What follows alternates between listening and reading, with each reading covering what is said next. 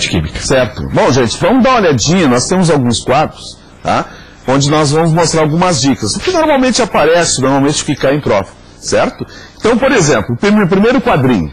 O primeiro quadrinho fala de mudanças de fase. Isso é muito importante, porque esse assunto, esse conteúdo, ele se estende por toda a prova. Isto é, não é só uma questão que vai falar sobre ponto de ebulição, ponto de fusão, né? Pode ser em vários segmentos da prova. Então, vejam bem, ó. O ponto de fusão, que é o momento em que o material troca do estado sólido para o estado líquido. Tá? Não esqueçam que durante a fusão, durante todo o tempo em que a fusão está ocorrendo, nós temos os dois estados físicos. Tá? Depois, o ponto de ebulição, que é quando o material troca do estado líquido para o estado gasoso. Certo? Também é a mesma coisa. Ó. Durante o ponto de ebulição, vocês vão tendo sempre os dois estados físicos. Bom, se fosse uma substância pura, se for uma substância pura, o que vai acontecer durante a fusão e durante a ebulição? Vocês vão ter o tempo todo um valor só. Tá? O ponto de ebulição é constante, o ponto de fusão é constante. Se o material a ser utilizado for uma mistura, por exemplo, esses valores não serão constantes. Então vocês têm que sempre considerar isso. O que é uma substância pura? Aquela que vai manter sempre as propriedades constantes. Ponto de ebulição constante, ponto de fusão constante. Já a mistura, ela não consegue manter o tempo todo essas propriedades constantes, certo? Ali tem mais umas coisinhas no quadrinho que vocês podem observar. Por exemplo, ó, a característica dos estados físicos. O estado sólido é um estado que tem energia cinética extremamente baixa, ele é muito organizado, extremamente organizado, e o material vai ter a forma e um volume próprio, certo? Ao contrário, por exemplo, do estado gasoso. No estado gasoso nós temos o quê? Uma energia cinética extremamente alta, isto é, as moléculas estão livres, elas estão livres de qualquer tipo de interação entre elas, certo?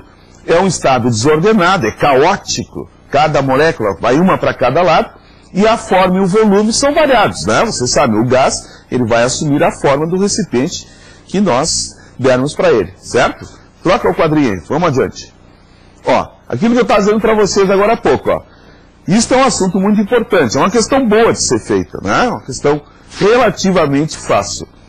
Os materiais, né? A substância pura, vejam as características. Tem constante física própria, tem fórmula. Vamos exemplificar, por exemplo, água. Água é uma substância pura, certo? Quando a gente fala em água, você já sabe, não estamos referindo à água da torneira, nem água mineral. Água, substância pura. Vejam, ela tem fórmula, H2O, né? E resiste a processos de fracionamento. Como assim? Alguns processos de fracionamento, lembrem, destilação, né? Filtração, decantação. Esse tipo de processo, gente, não consegue separar os componentes da substância pura, mas conseguem separar os componentes de uma mistura. Vejam no quadro, ó, a mistura ali, logo abaixo, ó, podem ser homogêneas se vocês identificarem só uma fase do sistema, ou heterogênea se nós identificarmos várias fases. Sempre cuidem o seguinte, lembre que eu sempre falo para vocês assim, ó, não deem palpite na questão. Se a questão diz para vocês, dá uma determinada característica, mas não cita qual é o componente, qual é a substância que está lá participando, vocês não vão colocar o componente. Lembre aquilo, ó, é um sistema transparente, inodoro e incolor, um líquido, certo? Tem gente que já está imaginando, ah, isso aí é água. Não, pode ser água e açúcar, certo? Se a questão não diz para vocês quem são os componentes, não coloque, certo? Vamos adiante. Reações químicas. Bom, a reação química ela é um fenômeno, é uma transformação. Certo? A primeira ideia que você tem que ter é essa. Então, ocorre uma transformação. Então, a matéria se transforma em outro tipo de matéria. Né? Ocorre uma transformação, um fenômeno químico. É representado através das equações. Normalmente a gente confunde reação química com equação química. A equação, na verdade, é a representação do fenômeno. Eu chego aqui e digo assim para você, gente, ó, oxidação do ferro. Esse é o fenômeno, certo? Essa é a reação. Agora, como é que eu represento isso? Bom, com os símbolozinhos. Ferro mais gás oxigênio, a flechinha da reação. Aí eu estou mostrando para vocês a equação, correto? Ali embaixo nós temos uma reação especial, reações de oxirredução. Cai em todas as provas, é questão certa, nós vamos acertar isso aí. Oxidação e redução, são dois fenômenos básicos, né, da nossa química. A química não existe sem esses fenômenos. Então, quando é que o material oxida? Quando ele perde elétrons.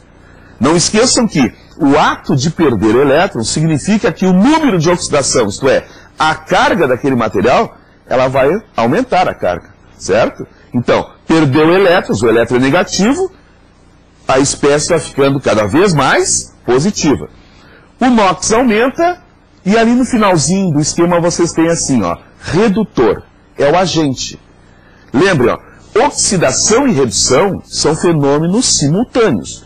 Se alguém está se oxidando é porque alguém está se reduzindo, certo? Então, quem se oxida provoca a redução, ele é o agente, agente redutor.